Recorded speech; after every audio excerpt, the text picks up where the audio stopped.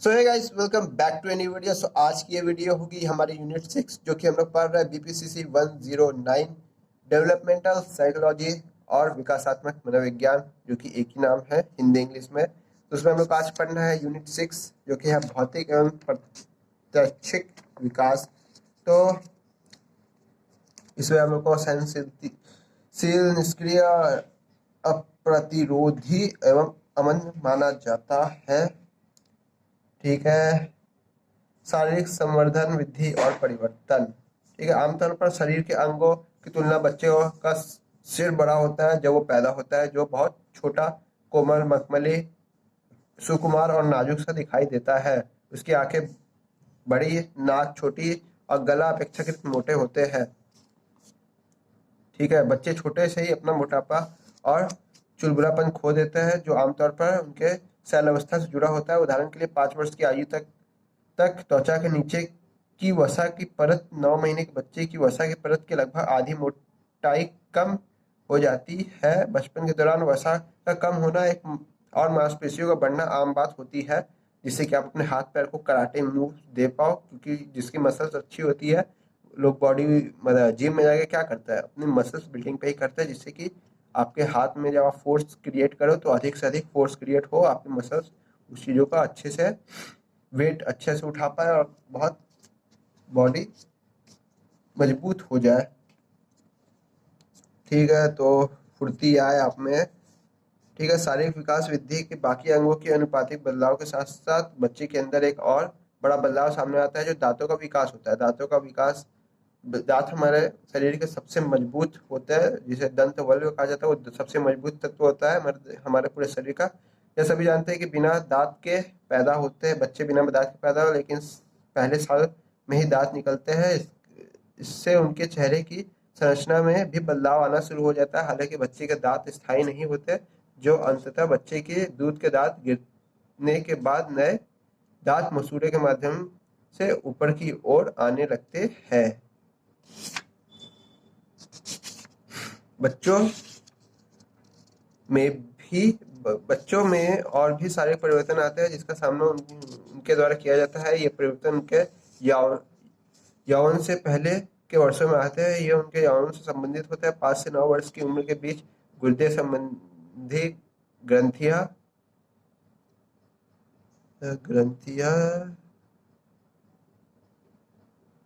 जो गुर्दे के ऊपर स्थित नालिका ग्रंथियों में से एक जोड़े से संबंधित होती है। प्रत्येक में एक कोर क्षेत्र होता है जो एपिनेफ्राइन और नोरेपिनेफ्राइन को स्रावित करता है, और एक बाहरी क्षेत्र को स्रावित करता है। लड़कियों और लड़कों दोनों में एंड्रोजन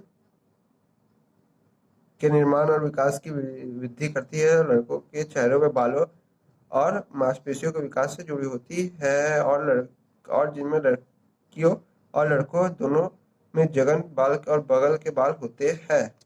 ये कहानियां आप पढ़ लेना, आपके विकास में क्या क्या हुआ ये पढ़ के आपको मजा आएगा। फिर मेन आता है हमारा पेशीय विकास। ये एक इम्पॉर्टेंट टॉपिक है हमेशा से बीपीसीसी 109 का।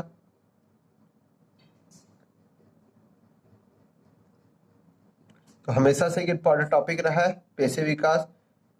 प्रतिविधि स्थूल पेशीय कौशल और सूक्ष्म पेशीय कौशल में क्या अंतर रहा है। ठीक है। तो इसके अनुसार संचालन कौशल विकसित करने के लिए सॉरी स्टार्ट करते हैं। गेसेल ने तर्क दिया कि बच्चों को संचालित विकास एक निश्चित क्रम में और एक विशिष्ट समय सीमा के भीतर होता है। इस प्रकार उन्होंने निष्कर्ष निकाला कि बच्चों में पेशीय विकास एक आनुवंशिक प्रक्रिया के तहत होता है, जो बढ़ते समय सामने आती है। हालांकि बाद के अध्ययनों से यह साबित होता है कि विकासात्मक अनुक्रम, परिणाम और तारतम्य पहले से तयशुदा नहीं होते और इसका क्रम भी निश्चित नहीं होता है कि कौन सा हिस्सा पहले डेवलप होगा, कौन सा हिस्सा बाद में डेवलप, तथा यह पूरी तरह से आनुवंशिकता के कारण नहीं हो सकता। इस प्रकार क्षेत्र में एथेनर द्वारा एक प्रभावी सिद्धांत प्रस्तावित और निर्धारित किया, जिसे गतिशील प्रणाली सिद्धांत कहा जाता है। इसके अनुसार संचालन विकास विकसित करने के लिए शिशुओं को अपने माहौल में कुछ ऐसा अनुभव करना चाहिए जो अंततः उन्हें इस कार्य करने के लिए प्रेरित करे, जैसे खिलौना होना जो उसे बहुत देर से प्रभावित कर रहा हो और वो थोड़ा दूर चल जाना तो वो चलने की कोशिश करता है उसकी तरफ जाने के लिए। फिर वो अपनी अवधारणाओं का उपयोग अपनी गतिविधियों को ठीक करने के लिए करेंगे। ठीक है, तो पेशीय विकास कैसे कैसे होता है ये इस चीज पे ही गौर करता है। तो हर मनोवैज्ञानिक ने अपनी अपनी थ्योरीज दी कि कौन से पेशी, कुछ कोई बोले कि ये आनुवांशिक रूप से होता है तो आनुवांशिक रूप से नहीं होता, कोई बोलेगा पर्यावरणीय रूप से होता है तो पर्यावरणीय रूप से होता है, तो किसी ने बोला कि उसके अपने लक्ष्य होते हैं जिसे वो पाना चाहता है, जैसे कि एक खिलौना। इसे आप ऐसे समझ सकते हो। इस दृष्टिकोण के अनुसार बच्चे सर्वभानिक रूप से तयशुदा किसी वस्तु तक पहुंचना, रेंगना, चलना आदि अनुकूल माध्यम से सीखे जाते हैं जो बच्चों को विभिन्न स्वाभाविक संसाधनों की तलाश और उन्हें चयन चयन करने और उन्हें इसे पूरा करने के लिए अंततः ठीक ठाक करने और फिट करने के लिए गतिविधियों का पैटर्न को संशोधित करते हैं। जैसे कि बच्चों का ये देखना कि घर से कोई बाहर जा रहा है तो वही वाले गेट की तरफ बार बार चलना कि ये इंसान जो इतना देर से खेल रहा था वो उस गेट के बाहर जाता है तो इतनी देर तक कहाँ रह जाता है। बाकी जगह जैसे मम्मी पापा कहीं पे भी घर में जाते हो गए या भाई कहीं जाता होगा तो एक गेट से जाकर अपने रूम में से 15 मिनट बाद 20 मिनट बाद लौट आता है, पर उस गेट से जब कोई जाता है तो बहुत देर बाद कोई आता है तो उस गेट की तरफ हमेशा जाना, जबकि होता है नहीं, बच्चा देखते हो छोटा बच्चा कोई बाहर की तरफ गेट वाले की तरफ हमेशा जाता रहता है, या कुत्ते को पकड़ना, ऐसी चीजों को प्रतिवृत्त। तो नवजात अपने शारीरिक अंगों को बहुत अधिक संयम, काबू और नियंत्रित नहीं होता। ये नहीं आप कराटा खेल रहा हो कोई बचपन से ही नहीं नियंत्रित नहीं होता, ऐसा हाथ उठाता है गिर जाता है, लेकिन ऐसा लगता है कि उनके पास जन्मजात या प्राकृतिक संचालन प्रतिक्रियाओं एक क्रिया जो एक उत्तेजना के प्रतिक्रिया के रूप में बिना किसी सचेत विचार के की जाती है का एक ऐसा सेट होता है जिसके साथ वे जन्म लेते हैं, जो मस्तिष्क के निचले केंद्रों द्वारा नियंत्रित होता है। इन्हें जन्मजात ऐच्छिक संचालन प्रतिक्रिया प्रतिवृत्त कहा जाता है। तो प्रतिवृत्त क्या है? जो जन्मजात प्रतिक्रियाएं होती है जो संचालित करते हैं उसे प्रतिवृत्त कहा जाता है। ये प्रतिवृत्त कोई सीखे समझे वह व्यवहार नहीं होते जो को सीख समझ के नहीं आता, जो जन्मजात सिस्टम में दिमाग में फिट करके भेजा जाता है, मतलब प्री इंस्टॉल ऐप वैसे ही होता है कुछ। ठीक होता है, होते हैं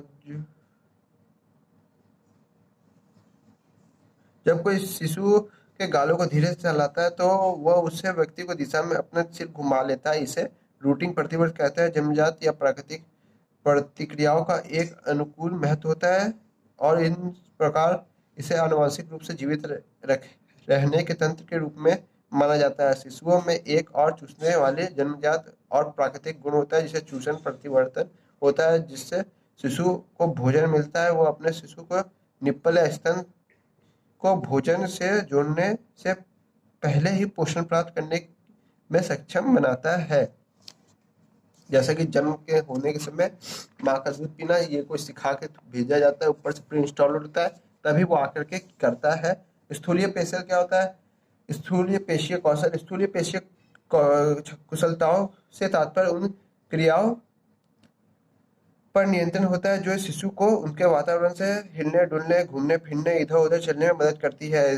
जैसा कि एक साइकिल हो गया, इससे बड़े मांसपेशियों की गतिविधियों को शामिल होता है, जैसे बाहों को हिलाना, रेंगना, खड़ा होना या चलना। कोई खड़ा होने का प्रयास करता है तो उसे उसकी पेशियों में वो क्षमता बिल्ड होती है जिससे वो चलने में मदद की लेता है, और फिर वो पेशियां बिल्ड हो जाती है तो वो चलना खुद ब खुद स्टार्ट कर देता है। इस प्रकार शिशु अपनी अवस्थित अवस्थिति को उन बच्चों से बदलते हैं जो सिर नहीं उठा सकते, जो मंद गति से घिसट सकते हैं और धीरे धीरे सरक सकते हैं, घर पर किसी पालतू जानवरों का पीछा कर सकते हैं और एक उत्साह के साथ परिवार के सामाजिक जीवन में भाग ले सकते हैं। इसमें बच्चों का स्थूलीय पेशल है ना, स्थूल पेशीय कौशल से जुड़ा कुछ कहानी है जिसे आप पढ़ सकते हो। ये डायग्राम है जिससे आप बहुत कुछ समझ सकते हो, कैसे कैसे बच्चे चलना सीखना स्टार्ट करते हैं, कौन कौन सी चीजें कौन कौन से समय आती है बच्चों में। पूरा डायग्राम इसी के ऊपर बनाया कि एक चार्ट है। अब आ गया सूक्ष्म पेशीय कौशल। शिशुओं के स्थूलीय पेशीय कौशल में बड़ी मांसपेशियों की गतिविधि शामिल होती है। ठीक है, जैसे आपकी फीमर हड्डी होती है उसके नीचे की पेशियां। लेकिन सूक्ष्म पेशीय कौशल जिसके लिए अध्याय के इस भाग में ज्यादा महत्व दिया जाएगा, इसमें शिशुओं की छोटी छोटी गतिविधियां शामिल होती है जिसमें वो उंगलियों की निपुणता को दक्षता की आवश्यकता होती है। खिलौना पकड़ना और चम्मच पकड़ना, एक शर्ट का बटन लगाना, जूते के फीते और बांधना आदि, जिसमें वो छोटी चीजों को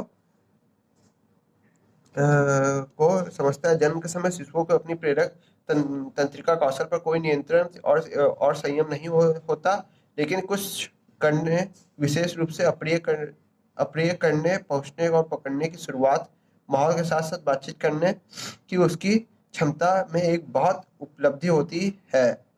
चीजों तक पहुंचकर उन्हें पकड़कर पलटकर देखने, ध्वनि को सुनने और किसी विभिन्न वस्तुओं की को महसूस करने के बारे में सीखते हैं और समझते हैं। इससे पहले कि शिशु इसके महारत हासिल कर ले, उस व्यक्ति तक पहुंचना और उन्हें पकड़ना दोनों शुरू में ढेर सारी और व्यापक गतिविधियां होती है। ये नहीं कि डायरेक्ट वो पकड़ता है, उसके पहले बहुत सारी चीजें होती है बैकग्राउंड में, जिससे वो धीरे धीरे अपना सूक्ष्म पेशीय कौशल बिल्ड करता है, हाथ को पकड़ बनाता है। ऐसे ही नहीं हम लोग ऐसे खटाखट खटाखट पकड़ लेता है। बहुत छोटी छोटी चीजें होती है जिसपे और बहुत ब्रीफली तरीके से समझाया गया, जिसे आप आराम से बैठ के पढ़ना, समझना, खेलना, कूदना, हंसना और अपने बचपन से रिलेट करना। ठीक है। फिर संवेदन और प्रात्यक्षिक विकास होता है। इंद्रियों के माध्यम से किसी चीज को समझने और जागरूक होने वाली ज्ञान शिशुओं और बच्चों और उनके माहौल में कई चीजों, जैसे कि कपड़ा कितना नरम है, जिस ब्लॉक में वो खेलता है, उसकी आंखें, कान, नासिका, जीभ और त्वचा का रंग कैसा है, ब्लॉक होगा कि गुड़िया होगी या डॉल होगा, कैसा आदि जानने में, महसूस करने में मदद करता है। ठीक है। प्रत्यक्ष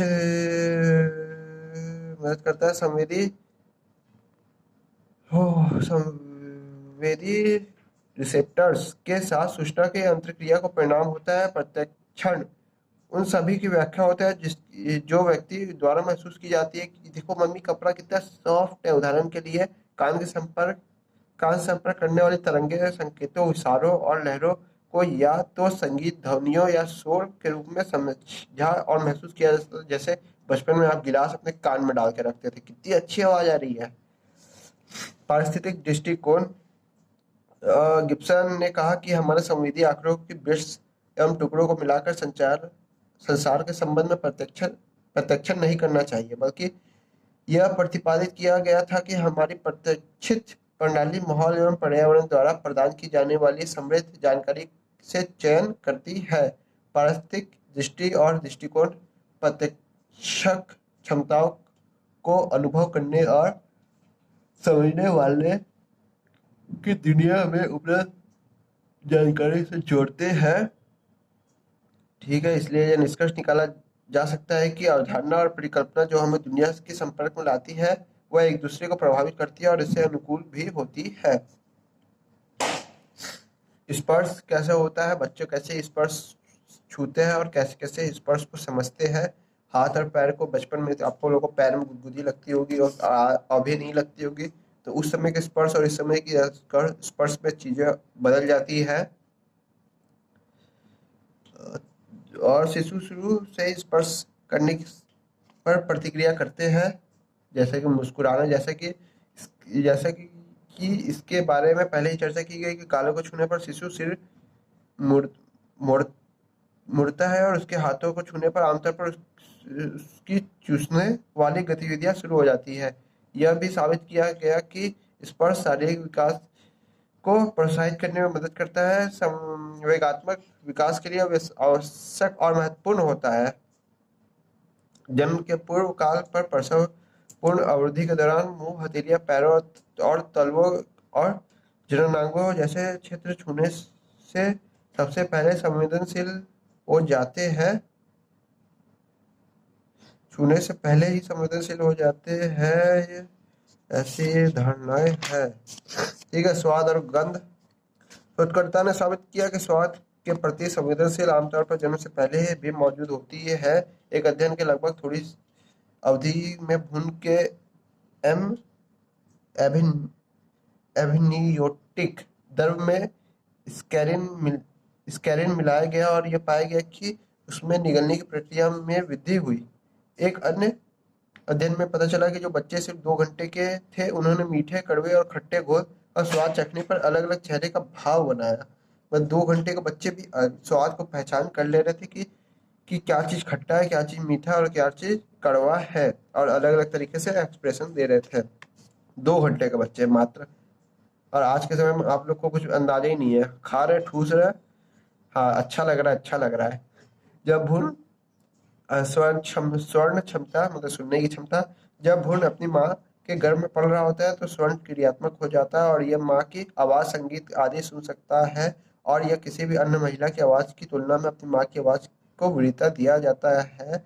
एक कविता पढ़ने वाली शिशु की माँ की टेप रिकॉर्डिंग की प्रतिक्रिया में शिशु की हृदय गति तेज हो गई, जबकि उस शिशु की हृदय गति कम हो गई जब उन्होंने एक अजनबी महिला को वही कविता सुनते हुए देखा, सुनाते हुए सुना। तो मतलब 2 बच्चे को एक ही माँ कविता, एक ही तरीके की कविता सुनाती थी, दोनों बच्चों को रख के एक कविता सुनाई गई और एक माँ की आवाज़ का टेप रिकॉर्डर चलाया गया, तो जिसकी माँ थी उसकी तो हृदय गति बढ़ी, लेकिन दूसरे की नहीं बढ़ी क्योंकि वो अजनबी की आवाज़ थी उसके लिए, तो वो उसके पर उस तरीके से रिएक्ट नहीं किया।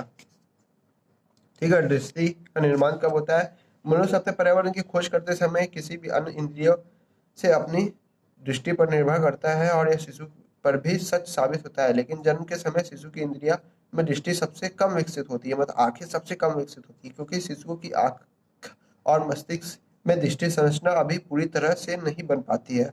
परिणाम स्वरूप नवजात शिशु चीजें नहीं देख सकते जो दूर पर स्थित होती है। एक नवजात शिशु की दृष्टि 20 से 600 होने की अनुमान होता है, अर्थात 20 फुट की अधिक दूरी पर स्थित कोई वस्तु नवजात को स्पष्ट हो जाती है, जबकि सामान्य दृष्टि वाले वयस्क को यह 600 फीट की दूरी तक दिखाई देगी।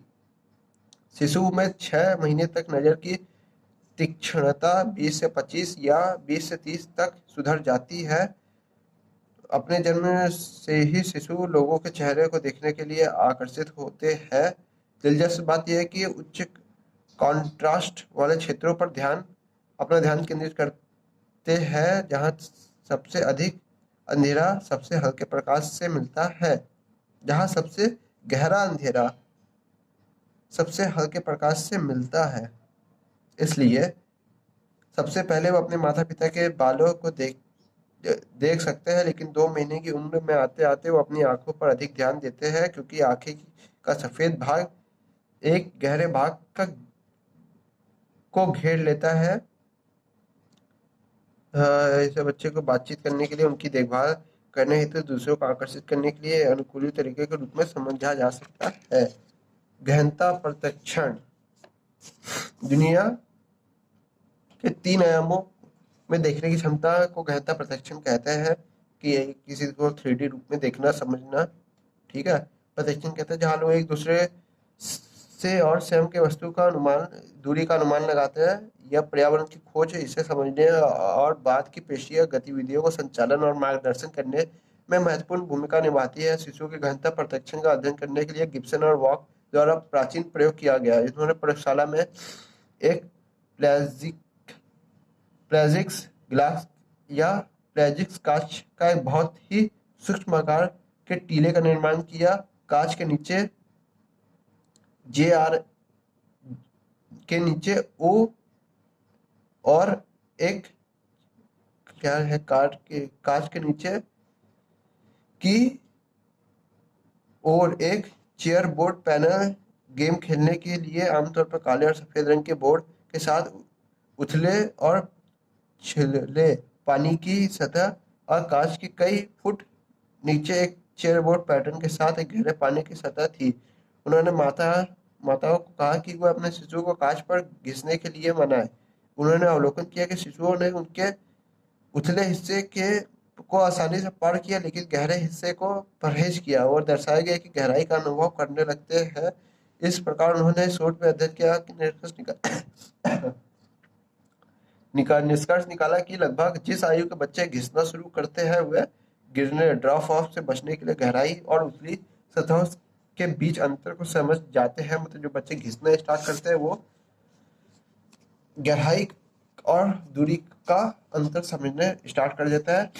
प्रतिरूप प्रत्यक्षण, जैसे जैसे शिशु बड़े होते जाते हैं वह सरल लोगों या सीधी सादे दीपक की जटिल प्रारूप पैटर्न को पसंद करते हैं। एक अध्ययन कार्य साबित हुआ कि कैसे एक साधारण वर्ग स्क्वायर की तुलना में 3 सप्ताह की उम्र वाले शिशु बड़े वर्गों स्क्वायर्स को काले और सफेद चेयरबोर्ड लंबे समय तक देखते हैं, जबकि 8 से 14 महीने के बच्चों ने कई और वर्षों तक चेयरबोर्ड को प्राथमिकता दी।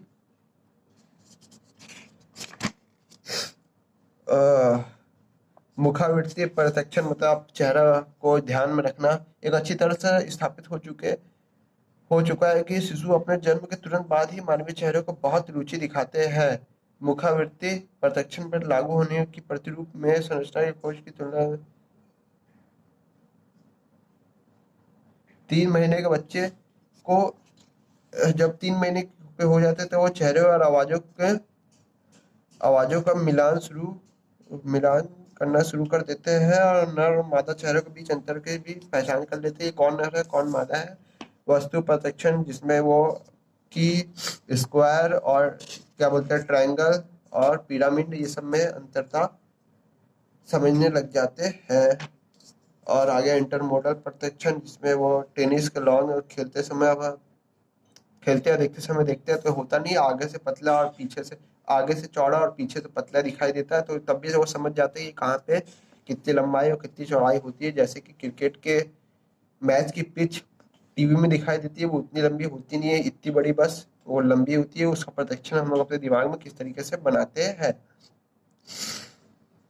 तो प्रकृति पोषण और प्रत्याशिक विकास कैसे कैसे होता है कि प्रकृति और पोषण का भी जरूरी है। ठूस ठूस के बादाम खाएंगे तभी हम लोग का दिमाग तेज होगा, अच्छे तरीके से पोषण मिलेगा तो हम लोग के दिमाग के घोड़े तेजी से दौड़ते हैं। और सही गर्म वातावरण होना चाहिए, ठंडे वातावरण में विकास की गति थोड़ी कम हो जाती है। ये सब भी बातें होती हैं जो कि विकास के दौरान महत्वपूर्ण होती है। तो ये वीडियो बहुत लंबा हो चुका है, अब हम लोग आपसे मिलते हैं यूनिट 7 में जो कि हमारा संज्ञात्मक विकास कैसे होता है। तो गाइस वीडियो अच्छी लगी हो तो वीडियो को लाइक और चैनल को सब्सक्राइब जरूर करना। मिलते हैं गाइस एक नेक्स्ट लेवल के नेक्स्ट वीडियो में। कोई डाउट और प्रॉब्लम हो तो कमेंट बॉक्स में कमेंट जरूर करना और डिस्क्रिप्शन बॉक्स में दिए हुए किसी भी लिंक पे आप मुझे मैसेज कर सकते हैं अगर आपको कोई ग्रेड कार्ड एग्जाम रिलेटेड या कोई पर्सनल प्रॉब्लम हो रही हो तो इग्नू या BAPCH या कोई अदर प्रोग्राम से रिलेटेड। टाटा बाय बाय, मिलते हैं नेक्स्ट लेवल के नेक्स्ट प्रोग्राम में।